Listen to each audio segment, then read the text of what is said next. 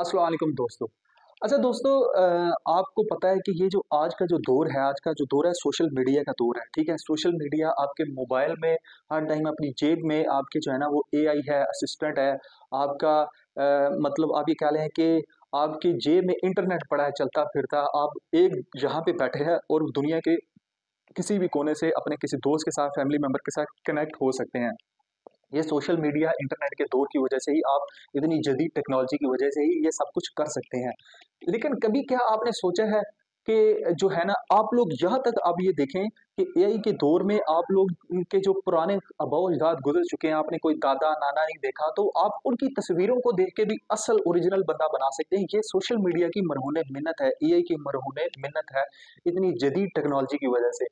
लेकिन कभी आपने ये सोचा है कि आप लोग इस एरा में रह रहे हैं, 2025 में रह रहे हैं, इतने एआई जदीद दौर में रह रहे हैं, तो क्या कोई ऐसा भी दुनिया का हिस्सा है जहाँ पे दुनिया की नज़र नहीं पड़ी? आप आज इधर बैठ के गूगल मैप पे, वीडियोज़ पे, नेशनल जियोग्राफिक आप खोल के देखें, कहीं भी यूट्यूब पे देखें, आपको हर चीज़ दुनिया का एक-एक कोना नज़र आता है, ठीक है? नॉर्वे का आपने मुख्तलिफ वीडियोज़ देखी हैं, समंदर ही समंदर देखा है आपने, एक कोने से नॉर्थ पोल से साउथ पोल सब कुछ, अंटार्कटिका, एक चीज़ ईच एंड एवरीथिंग आप लोग इंटरनेट पे देख सकते हैं। लेकिन ऐसा भी है कि दुनिया में कुछ ऐसे कोने मौजूद हैं, जहाँ पे कुछ ऐसे गार मौजूद हैं या समंदर के नीचे ऐसी तह मौजूद है, जहाँ पे हमें उन मखलूक का नहीं पता, हमें जो है ना उस ग्रोह, उस कबीले का नहीं पता, जिसका ज़िक्र जो है वो आप ये कह सकते हैं कि कुरान पाक, बाइबल और ज़बूर वगैरह में भी आया है, और वो है आपका याजूज-माजूज। जी हाँ फ्रेंड्स, आज का जो मकसद है ना आपके साथ बात करने का, वो याजूज-माजूज के ऊपर है।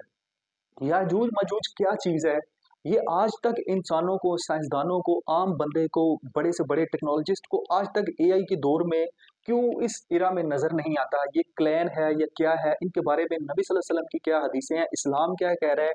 और यहूदियत और ईसाईयत इसके बारे में क्या मानते हैं? आज की जदीद दुनिया साइंसदान इस पे क्या बात करते हैं? हम इस पे बात करेंगे और इस पे मुख्तलिफ नज़रियात जो आजकल बड़े हुए हैं कि ये फलाँ है, ये फलाँ है, याजूज-माजूज ये तब आएगा, ये तमाम चीज़ें हम इस पे डिस्कस करेंगे।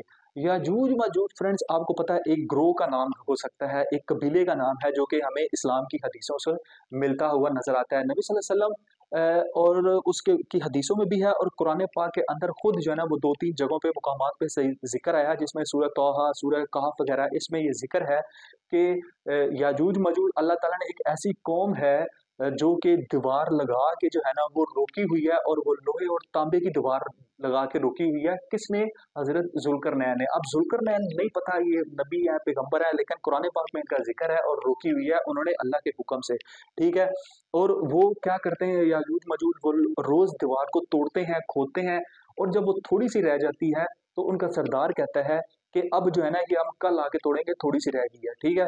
लेकिन जब वो कल आते हैं, ये बहुत मशहूर हदीस है, आप लोगों ने अच्छी सुनी होगी हर जगह पे। तो जब वो कल आते हैं तो वो सुबह दीवार उसी तरह बिल्कुल बनी होती है पूरी की पूरी। क्यों? उसका मकसद ये है कि वो इंशाल्लाह नहीं कहता अपने अल्फाज में कि इंशाल्लाह हम इसको कल तोड़ेंगे, मतलब अल्लाह की मर्ज़ी हुई तो हम इसको कल थोड़ा-सा रह गया है वो तोड़ देंगे।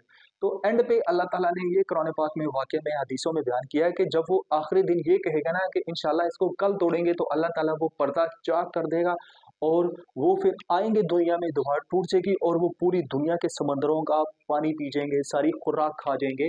ये जो है ना वो हमने इस्लामी वाक़यात में सुना है, अपने मौलवियों से, हदीसों में, किताबों में पढ़ा है, ऐसा बिल्कुल है। तो ये याजूज-माजूज आज की दुनिया में हमें नज़र क्यों नहीं आते हैं? आखिर कौन-सा ऐसा दुनिया का कोना है जहाँ पे ये बैठे हैं और वहाँ पे लोहे की दीवार हज़रत ज़ुल्करनैन ने लगाई है, ये तमाम चीज़ें देखने वाली हैं। तो साइंस क्या कहती है इसमें? साइंस कहती है कि दुनिया के ऐसे बहुत सारे कोने हैं, ऐसे किनारे हैं, समंदर की तहें हैं या आगे-पीछे चीज़ें हैं। नॉर्थ साउथ पोल में, अंटार्कटिका के बर्फ के अंदर ऐसी-ऐसी गारें हैं जहाँ पे इंसान अभी तक नहीं पहुँच सका है, वहाँ पे सैटेलाइट टेक्नोलॉजी नहीं पहुँच सकी है। ऐसी बहुत सारी चीज़ें हैं जो कि इन्वेंट या डिस्कवर होने वाली हैं।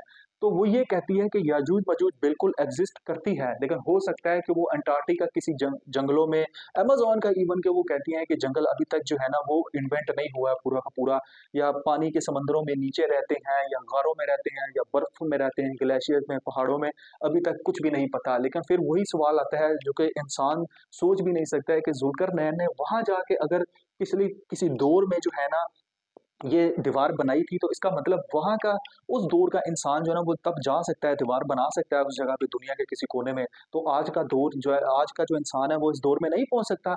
ये सवाल हमारे ज़हन में आते हैं। ईसाइयत में, बाइबल के अंदर और यहूदियत में, ज़बूर के अंदर, तौरात के अंदर भी ये तमाम चीज़ें डिस्कस की जाती हैं और वो उस चीज़ को मानते हैं। लेकिन क्या है कि अभी तक एक फिर मुख्तलिफ नज़रियात, थ्योरीज़ जो है ना वो इसमें आ जाती हैं कि यार कई लोग मानते हैं इसको। अब कई हमारे मौलवी हैं वो कहते हैं ये ग्रोह और कबीला है, इंसान है एक किस्म का और वो इंसानों के ऊपर हमला करेंगे। कई लोग कहते हैं ये जो याजूज माजूज है ये एक किस्म का खलाई कुव्वतें हैं, एक खलाई मखलूक टाइप है, ये असल में कुछ नहीं है। ठीक है? तो लेकिन एक और हदीस में अगर आपको दज्जाल के बारे में बताऊँ, आप लोगों ने हज़रत तमीम दारी जो सहाबी रसूल सल्लल्लाहु अलैहि वसल्लम थे उनके बारे में सुनी है कि हमारा एक ये भी कॉन्सेप्ट है कि वो कहते हैं कि मैंने एक जज़ीरे पे देखा दज्जाल को, अल्लाह ताला ने उसको कैद किया हुआ है और वो भी कुर्ब क़यामत पे नज़दीक जो है ना वो दज्जाल आएगा दुनिया में एक आँख वाला।